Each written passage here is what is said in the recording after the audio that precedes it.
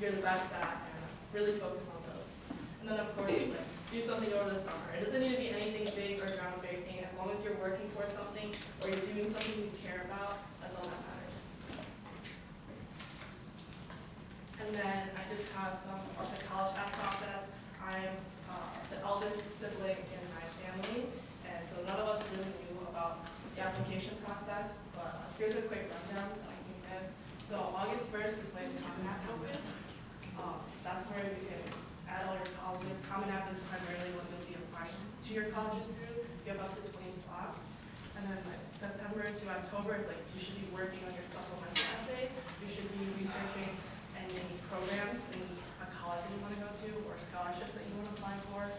And essentially just working on those essays. And then November 1st to 15th, usually the first 1 to 15th are like ED, REA deadlines. So I do actually recommend, not that I did this is like a really tight day thing to do. But if it works for you, I recommend you keep like a spreadsheet of all the due dates. If not, like just having a planner in general is really helpful when you're trying to do these things. And then December to January are regular decision deadlines, and around this time is when a lot of scholarships are due. So in my experience, when I was applying for like scholarships or honor colleges or like extra programs, we usually do like way early in the year, like September or later February or January.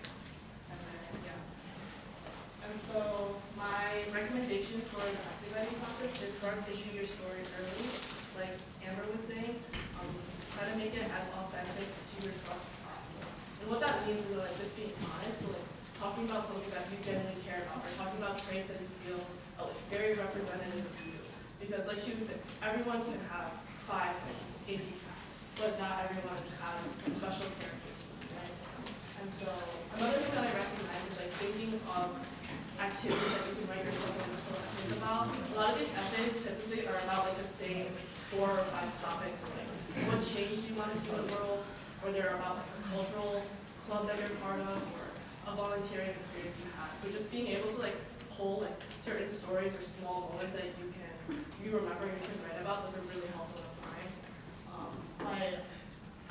Another advice that people do a lot is like ask your teachers to help advise or edit your writing, but take it all with a grain of salt.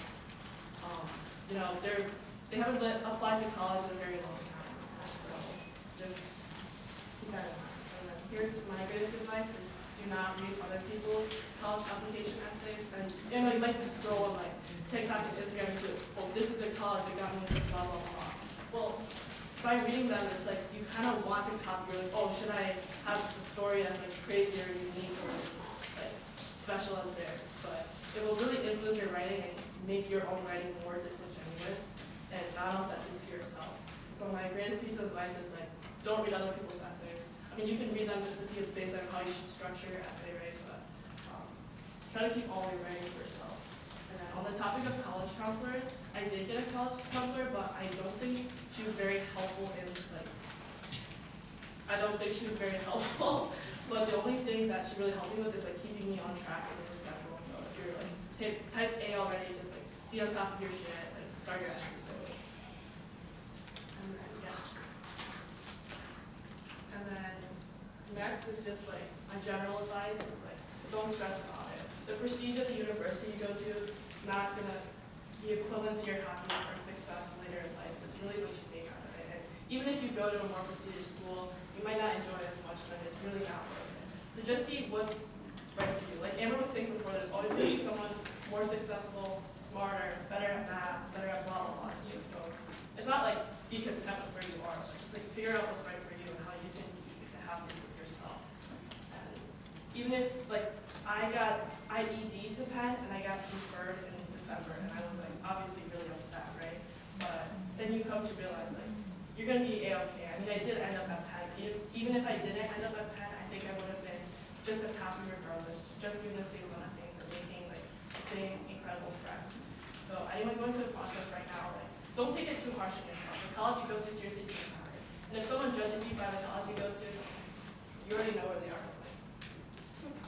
And then this is also like I forgot to add this before. This is like the greatest tool I would say in like researching your colleges. It's like Google your college and then the common data set. Then you can see from like every year of applicants what traits they look for in athletes. For example, this is Penn, so 24 to 25. So as you can see, like in non-academic, they take like character and personal qualities really importantly. So you would know you have to spend more effort on your essays. Meanwhile, behind is like, I don't know, like they don't care about their interview or like, I don't know, interest a lot. Interest is an important one. Yeah, so you can just take these, or especially these are also helpful.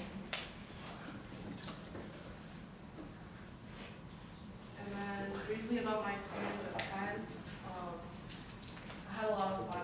So like when you, this is for like after you get into school, I guess, but like research all the things that you can do before. So for example, this is a community orientation program I did at Penn. It's called Penn Quest.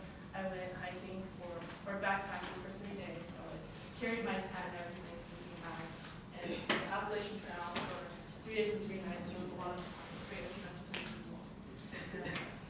Get involved with stuff that you're interested in on campus. And this is not just like Penn or any Ivy. It's like any university. There's seriously people for you anywhere. There's like a million clubs. You can know people anywhere. So like this is me at KSA, esports, and then I was in a cultural show. And then finally, just like contact. Feel free to reach out with any questions. And then I can also add any questions. All right. Do you know how does an esports club at the university? Video games, what are extracurriculars and do you have there? I actually consider this a lot. Well, of course, my parents were not very happy with me playing video games all of high school, but I think if you're able to turn something into that, it'd be very helpful. Actually, I have a lot to say about this. I wish I spent more time, like more deeply investing myself in my interests. But I think if you're able to create something out of that, like if you create content or if you learn video editing skills, you can make those content. So if I were to become a student, would that help my chances of being in college? I think if you're able to get like a consistent, like good number of viewers, that would be impressive to write on your application. But otherwise, I think what would be more useful is like saying like you use it and like develop your personal skills and something. You learn how to video edit or something like that. So what would you like to do about it? That's really subjective to say. I don't really know. That's a new one. And I'm not really a professional, but you could probably ask around. Any other questions? Oh, David.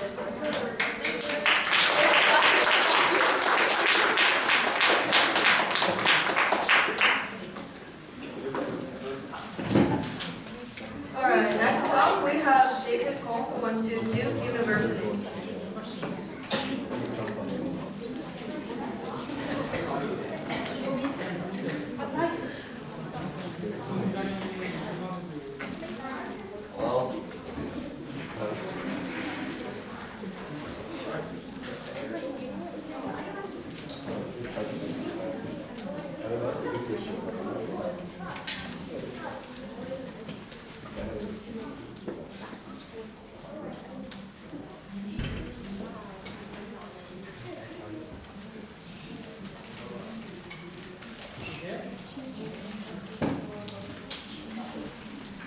Hey guys, I'm David, and I'm going to go over some of the credits for Pine College and West Island College. For those of you who have seen this earlier in the year, it's mostly the same thing. It's West Island has no change. Just a brief overview of what I'm going to talk about. So there's a summary about me, you can read it. Some hasn't changed. Math and computer science. Some of the things I did in high school. If you're interested, you can look at it. Ask me what you want to talk about it. So this is what I do in college. It's a bit more fun. I do clubs. I mainly do a lot of math, computer science, research. Just go around and do stuff. General advice, I think. I mean, if you're going to go to college, is just take hard classes. Take the hardest classes you can. I think that's really where you have a chance to grow and to learn. And connect with those older people, especially those who've also taken hard classes. That's really what we find a group of people that really develop as an intellectual. So this is a bit of more what I've done in high school, which is more Olympiads. These are just a list of more notable Olympiads. I competed AMC Amy. I wasn't good enough for USMO. USMO is also a good one, actually. been a bigger fan of musical recently. These are overall the two best Olympiads to compete in if you want to do math and CS. This is a newer one for those who are in GMT. This is a ability to take if you're in GMT and you've completed GMT 6. It's a bit more heavy on multivariable calculus and linear algebra. If you're a fan of those, it's good to look at the new ones. It's very easy to place in a very high national position. Overall, Arnold Nismol, if you compete, there's a team in upstate New York called the Upstate New York Math Team. If you register for the Upstate New York Math Team, you compete in Arnold and Nismol, and they always place very highly nationally there. Last few times I competed with them, we were 8th, 9th, and 11th nationally over 3 years. It's a very good competition to do for a national placement. You have HMMT, this is a very big contest. It's at Harvard or MIT, alternating between each year. And there's just Kaggle contests. You can compete, these are more AI/ML contests you can compete online. They're looked at very highly upon by Stanford and CMU, and there are cash prizes on those. They run very often. And I guess if you're more of a bio student, chemistry, pre-med, these are good ones. U.S. National Chemistry Olympiad is a good one in this region because it's limited to 2 per school. So if you're from a less competitive school, this is good to compete in. This is more physics, and this is more astronomy and biology if you're into those. I don't know too much about these two. I know a good amount of FMA if you want to do that. And I feel like it's good to have an overall balanced profile. So if you're going to do these STEM Olympiads, also maybe try something more humanities, where you have like linguistics, you have International History Day, National History Day, John Locke. These are all essay contests, humanities contests, and it's overall forms a bit more of a balanced profile. And then overall for preparation, I think the best thing you can do generally are free online practices. You have AOPS for math, you have USCO website for USCO problems, and the U.S. National Chemistry Olympiad website for those, and etc. And I guess if you are a bit more serious and you are going for those top national placements, you have the study camps. Awesome Math and IDEA Math I think are very good for math. IDEA Math is more introductory, and Awesome Math is a bit more at an advanced level. You have Stanford Math Camp and Math Olympiad program, those are for the very top. And then for those interested in chemistry Olympiad, there's someone called JPH. He's the best chemistry Olympiad coach or tutor. And so if anyone's more interested in this, if you want to start early, JPH is someone I highly recommend.